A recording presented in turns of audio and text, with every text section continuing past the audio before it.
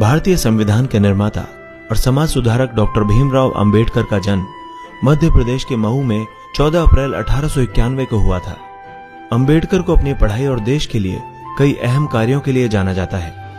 ऐसे में जानते हैं कि आखिर कितने पढ़े लिखे थे बाबा साहेब भीमराव अंबेडकर और उनके साथ कौन कौन सी उपलब्धियां जुड़ी हुई थी।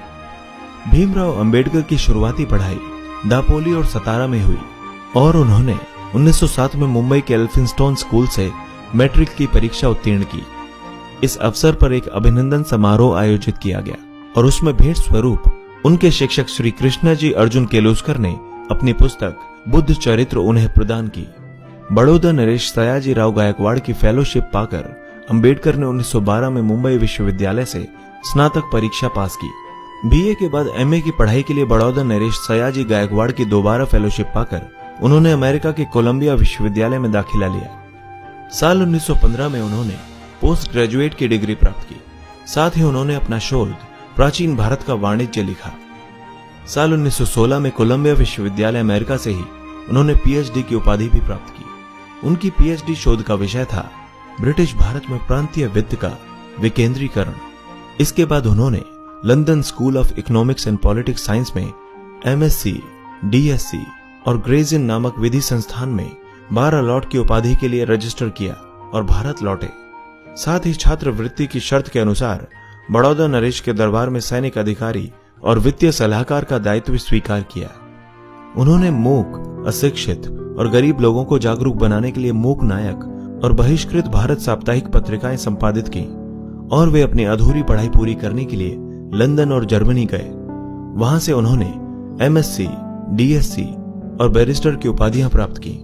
उनके एमएससी का शोध विषय साम्राज्य वित्त के प्रांतीय विकेंद्रीकरण का विश्लेषणात्मक अध्ययन और उनके डीएससी उपाधि का विषय रुपए की समस्या, उसका उद्भव और उपाय और भारतीय चलन और बैंकिंग का इतिहास था। बाबा साहेब अंबेडकर को कोलंबिया विश्वविद्यालय ने एलएलडी और उस्मानिया विश्वविद्यालय ने डी लिट की मानद उपाधियों से सम्मानित किया था। इस प्रकार भारत रत्न डॉक्टर अंबेडकर विश्व के युवाओं के लिए प्रेरणा बन गए। इन्हें देश विदेश के कई विश्वविद्यालयों से पीएचडी की कई मानद उपाधियां प्राप्त थीं। उनके पास कुल 32 डिग्रियां थीं। जानिए क्यों अंबेडकर ने हिंदू धर्म छोड़कर बौद्ध धर्म अपना लिया था। भारत रत्न डॉक्टर भीमराव अंबेडकर एक महान समाज सुधारक और राजनीतिज्ञ के रूप में विख्यात रहे। उन्हें बाबा साहेब के नाम से जाना जाता है।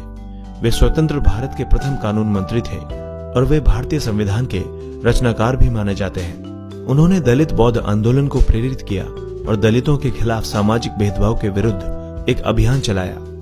उन्होंने श्रमिकों और महिलाओं के अधिकारों का समर्थन किया। आइए जानते हैं उनके जीवन से जुड़ी कुछ महत्वपूर्ण बातें। बाबा साहेब को भारतीय संविधान का आधार स्तंभ माना जाता है। उन्होंने हिंदू धर्म में व्यापक छुआछूत, दलितों, महिलाओं और मजदूरों से भेदभाव जैसी कुरीतियों के खिलाफ आवाज बुलंद की और इस लड़ाई को एक नई दिशा दी। वे महार जाति से ताल्लुक रखते थे जिसे हिंदू धर्म में अछूत माना जाता था। उनकी आर्थिक स्थिति अच्छी नहीं होने की वजह से उन्हें कई मुश्किलों का सामना भी करना पड़ा। आर्थिक मुश्किलों के साथ ही उन्हें हिंदू धर्म की कुरीतियों का भी सामना करना पड़ा और उन्होंने इन कुरीतियों को दूर करने के लिए हमेशा प्रयास किया। आजादी के बाद अक्टूबर 1956 को उन्होंने बौद्ध धर्म अपना लिया, जिसके कारण उनके साथ लाखों दलितों ने भी बौद्ध धर्म अपना लिया था। उनका मानना था कि मानव प्रजाति का लक्ष्य अपनी सोच में सतत सुधार लाना है। डॉक्टर अंबेडकर की पहली शादी 9 साल की उम्र में रमाबाई से हुई। रमाबाई की मृत्यु के बाद उन्होंने ब्राह्मण परिवार से ताल्लुक रखने वाली सविता से विवाह कर लिया। सविता ने भी उनके साथ ही बौद्ध धर्म अपना लिया था। अंबेडकर की दूसरी पत्नी सविता का निधन वर्ष 2003 में हुआ। बी.आर. अंबेडकर को आजादी के बाद संविधान निर्माण के लिए 29 अगस्त 1947 को संविधान के प्रारूप समिति का अध्यक्ष बनाया गया।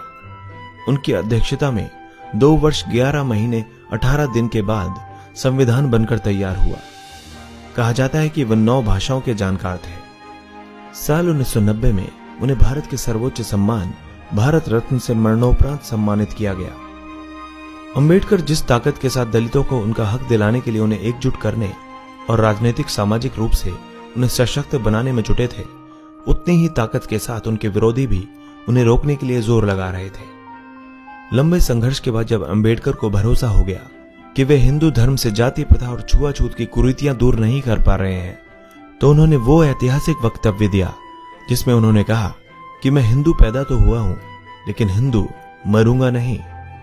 आजादी के बाद पंडित नेहरू के मंत्रिमंडल में डॉक्टर अंबेडकर कानून मंत्री बने और नेहरू की पहल पर उन्होंने हिंदू कोड बिल तैयार किया। लेकिन इस बिल को लेकर भी उन्हें जबरदस्त विरोध का सामना करना पड़ा। खुद नेहरू भी तब अपनी पार्टी के अंदर और बाहर इस मुद्दे पर बढ़ते दबाव के सामने झुकते नजर आए। इस मुद्दे पर मतभेद इस कदर बढ़ गया था कि अंबेडकर ने कानून मंत्री के पद से इस्तीफा दे दिया। हालांकि बाद में हिंदू कोड बिल पास हुआ और उससे हिंदू महिलाओं की स्थिति में क्रांतिकारी बदलाव आया, लेकिन अंबेडकर के बिल से यह कई मामलों में लचीला था। 1950 के दशक में ही बाबा साहेब बौद्ध धर्म के प्रति आकर्षित हुए और बौद्ध सम्मेलन में भाग लेने श्रीलंका गए। 14 अक्टूबर 1956 को नागपुर में उन्होंने अपने लाखों समर्थकों के साथ बौद्ध धर्म अपना लिया। 6 दिसंबर 1956 को इस महान शख्सियत ने इस दुनिया को हमेशा के लिए अलविदा कह दिया।